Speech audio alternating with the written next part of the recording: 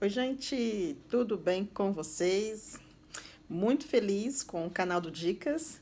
Nós tivemos um aumento aí em questão de 28 dias, de 20 novos seguidores. Ai, meti a mão, pé no meu dedo aqui. Ai, que dor. Sou um pouco desastrada, gente. Bom, tivemos aumento aí de 20 seguidores e eu estou muito feliz com isso e quero agradecer a sua ajuda, você que está compartilhando os vídeos, você que está divulgando o nosso trabalho, e dizer que é muito bom contar com a sua ajuda, e é isso mesmo. A gente tem que trabalhar no coletivo, divulgando aquilo que é bom, aquilo que é importante para a transformação. Um dia fizeram isso comigo, eu vou contar mais detalhadamente no curso que eu estou preparando para vocês. E com isso eu consegui aprender e tenho aprendido, porque a vida é constante aprendizado, como a gente sempre costuma falar. Então, muito obrigada a você. Continua curtindo, continua divulgando, continua compartilhando. E se fizer sentido, dá um like aí, clica depois no final de cada vídeo que você assistir, se você se identificou, se você entendeu a proposta. Ou mande mensagem mesmo, como algumas pessoas têm mandado mensagens, né? Estão interagindo lá no canal, nas mensagens aqui abaixo. E quero agradecer muito pela sua ajuda.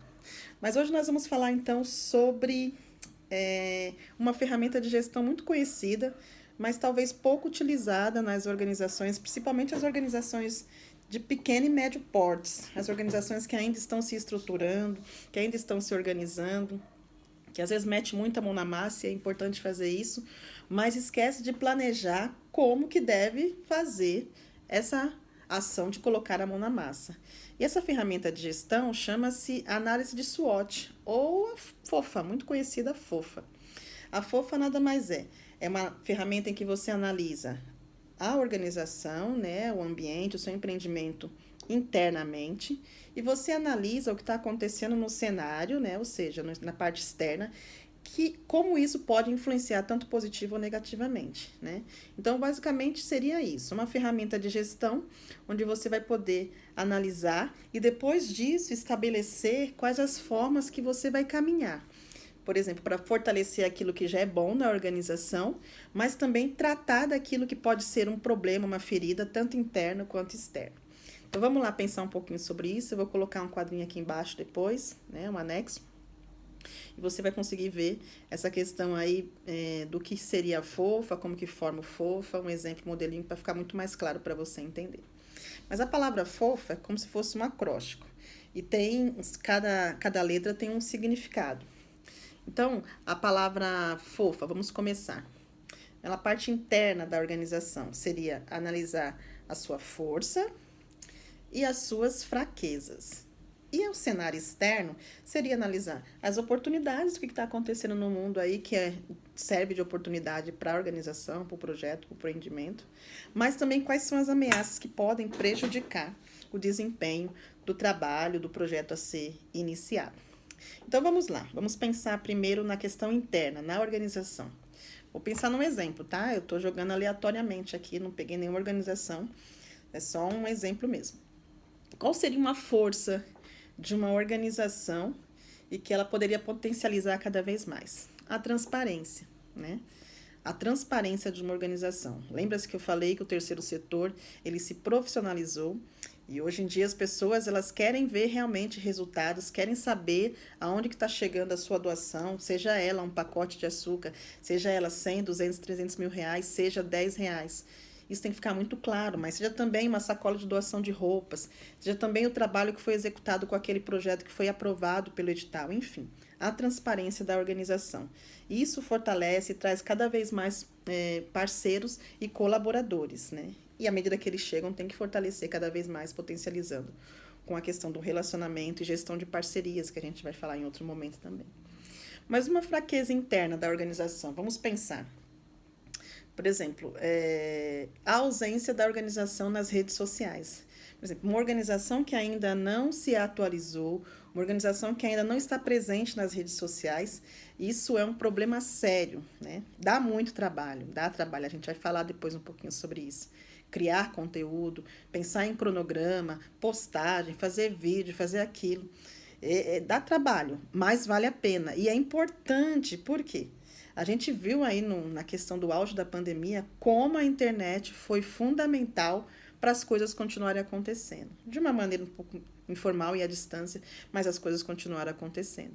Então, uma organização que ainda não se organizou internamente para fortalecer essa questão da tua atuação nas redes sociais, acaba tendo um ponto negativo.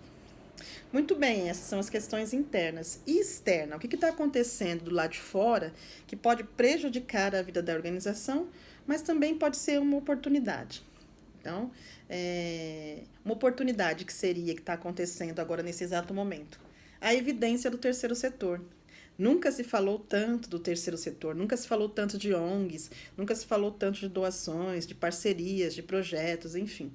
Então, é um momento em que as organizações podem aproveitar o que está acontecendo aí fora, todo mundo falando sobre ONG, até pela pandemia do que tem acontecido, muitas organizações se evidenciaram, fortalecendo seu trabalho na linha de frente de combate, doação de alimentos, doação de EPIs, enfim, muitas coisas na área de saúde, enfim, muita coisa.